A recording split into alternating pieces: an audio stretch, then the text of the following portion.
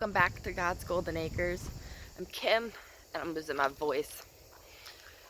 So, what I'm about to show is some clips that were taken earlier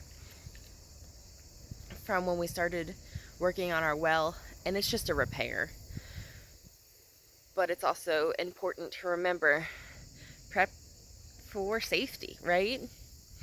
This is something that didn't necessarily need to be done right away from appearances, but when we started actually doing it, it was like, oh man, this is worse than we thought. So those little things that are major safety issues, you definitely want to look into. Are you gonna pull all that stuff off too?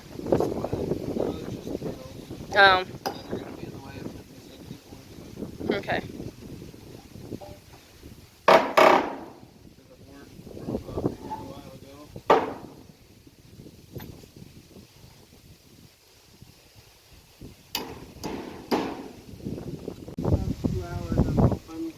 A 2-hour job. I'm recording parts of it, just so you know. Whatever.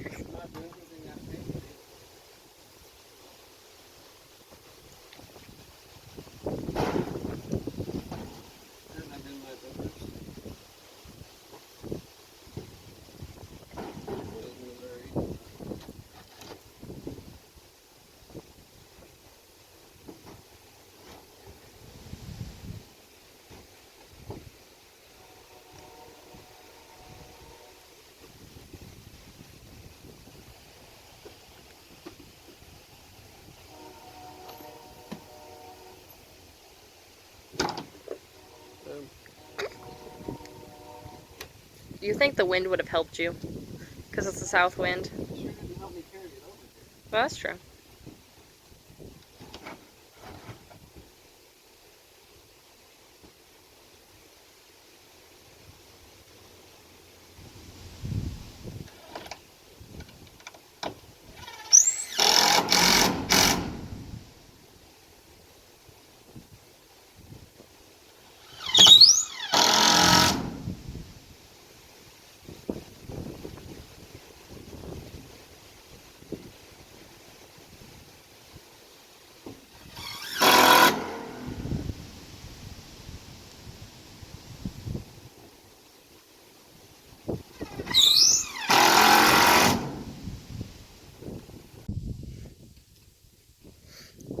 How's it going? Just had to get my first board kind of set.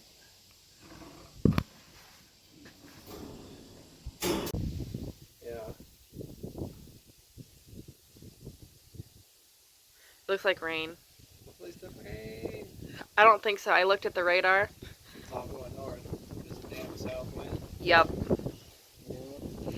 But they're still calling for rain at like late tonight, so we'll see if the wind is changing direction though.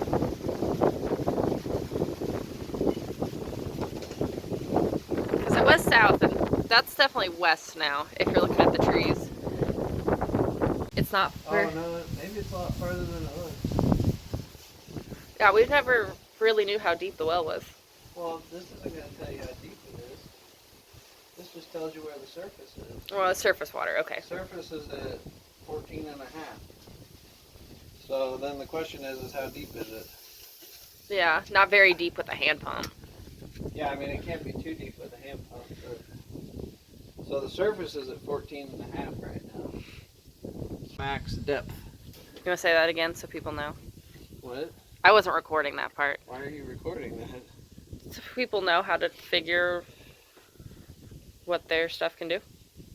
I mean, they tell you that, the max head. The max head? Max head pressure. Okay. So looking at max head pressure. Yeah, the max head pressure of a pump is the maximum that it can pump from. Maximum depth. Here's the well top put back together. So over here you can see how, like, you know, this is horse chewed. So that's part of what this is problem. But you can see, like, that kind of, like, right there, like, it doesn't, it's loose, but it's not, doesn't feel unsturdy. That's kind of how the well top felt. But when you get in here, you can see just how soft these sides are. And it's probably hard to tell on camera. And it's not just peeling off, but you can just, it feels spongy instead of woody. Hi, kitty. Hey, May. So this was a major safety issue. While Andrew was working on it, May almost fell in. You know, that whole like, curiosity killed the cat. Almost literal. You have a cockabur in your tail, Harriet. You have a couple cockaburs in your tail. Oh, we're gonna be fighting you tonight, huh? It takes both of us to get her cockaburs. One to keep her calm, and one to cut them out, because we just trim them off. There's no reason to pull and tug on her fur. There are a couple things that we're still gotta do for this. I think he has blocked it. Yeah, he has. But it's, you know, it was wiggly. We didn't want to just displace the well housing, so the well tunnel that goes all the way to the bottom by trying to chip the top of that concrete down to make the well level itself. So we're just gonna make this level and put it on skids. This is gonna be too heavy for the kids to pick up, so we're not worried about them like pulling it up and getting underneath of it. They couldn't pick up the other one either. It's also just an unlikely thing for somebody to want to do or think that they can do. But if we catch anything, of course, with this little shelter here above the well, we can always take this and attach it to here. And then there's no way that it would be picked up. And this, you can see, it needs a little redone. Some paint. I'll paint this wood eventually, probably, maybe. You know how that goes.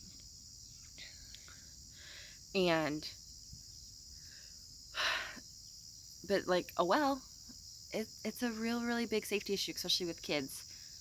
You know, this isn't a built up well where you'd have to like climb over it. You could literally just fall in, especially if those boards are rotting.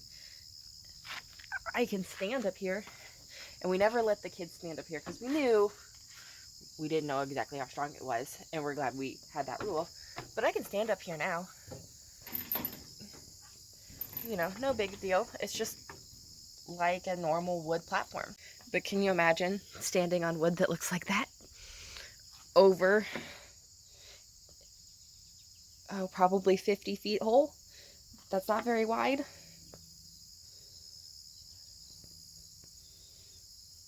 And I don't think I'd stand on it much. Sometimes I'll put one foot up as I pump. But I think it's kind of silly to stand up there while pumping either way, because when I'm down here, this is closer to my normal height of where I would want to work, instead of being super low and kind of hunched over. I did do pageants, and I can squat like this quite a bit, but I don't necessarily want to pump a well, like I'm getting my crown pinned on. So, yeah, there's a major safety issue for us, and there's other things that we're doing to help with that, right? It's not just the well. Do you have electric panels that need redone or a door fixed? Do you have, see like this door back here? It needs to be fixed because it could fall. Now it's more likely to fall in a storm, but this is one of those safety issues that really should be fixed, and it can be security. So our plan, there's 2 doors here. There's probably used to be 3. We're not really sure. But right here in this opening, we're gonna build up a wall. We're going to cut the bottoms of these doors, put 10 for a temporary, and eventually then actually completely redo the doors. And then we'll be able to shut this building off. And then we'll have, for true security, we would have to put in a window here. These are all things to think about when you're preparing for economic issues, right? You want to get those safety things done first. And it seems silly that, you know, I agree with Mike Rowe. Not necessarily safety first all the time, but in this case, those are the things we're focusing on right now. We've put our garden to bed. And because it's its first year, we're resting it for fall. And we'll put some lettuce and things over in the containers. But we're going to rest it for fall, cover it with cardboard, cover it with compost, and then tarp it. And let everything kind of settle and break down and get better instead of overworking it, right? So we're not focusing on food right now. I have quite a bit stocked up. So right now it's safety first.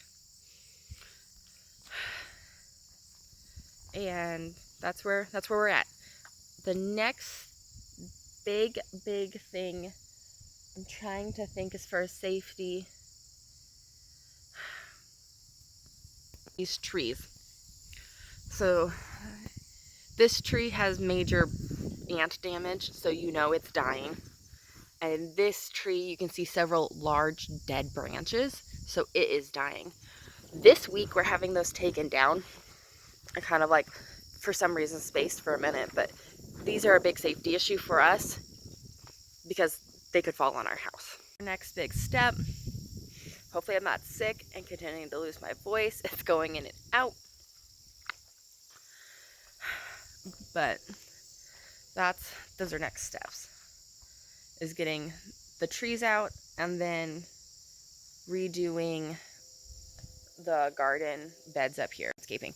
So because this tree has ants in it, we are going to be pulling all of the plants out here and putting rock down to prevent ants from moving into the mulch and then moving into the house. So all of this is getting redone to prevent bug problems. Not consider bug problems safety problems, but hygiene, safety, they kind of go hand in hand. So we're not gonna, I know a big suggestion in permaculture is having food right next to your door, but that also, like, there's a balance there, right, between balancing insects, not using pesticides to take care of them as much, and having food as close as possible. I'm young, I can walk, I like to walk, I walk every day. Like, I can get outside, it's not a big deal. My garden is closer than the pig, so we're doing good. It is closer than where we feed our dog. Like, it's fine. And I mean, I walk the heavy trash can down our driveway, which is like a 1/4 mile long. Walking, I talk in soccer,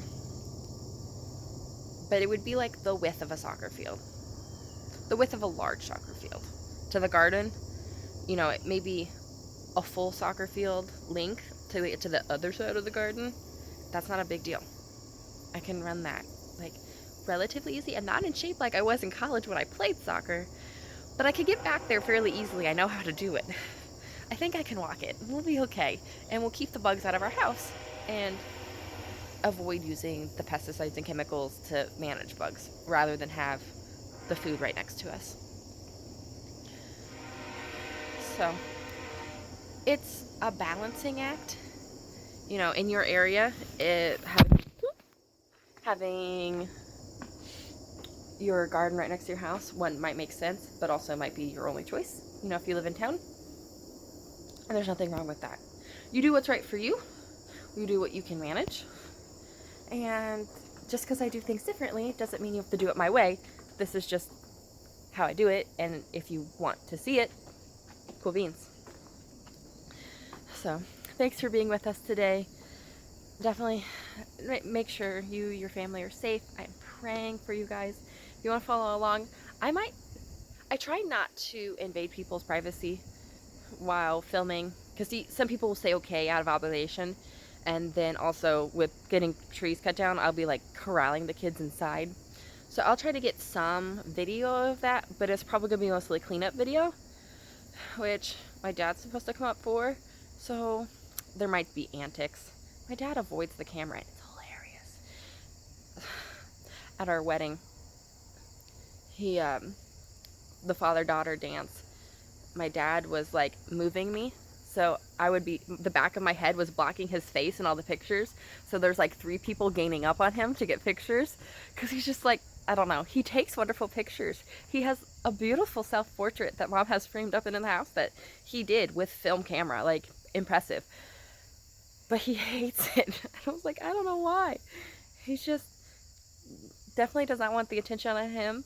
So getting him to let me video him, because he'll be honest with me, because he's my dad, is going to be hilarious. And partially because I'm going to take video no matter what, at least for our memories, even if I don't post them here. But if I've got some good videos of like his face is actually hidden like Mr. Wilson, then I'm totally posting it. Oh. So follow along if you want to see that, because it is hilarious. And he thinks it's funny too. He is crazy. So hit that subscribe button, hit the like button, leave a comment. You know, I'm praying for you. God bless.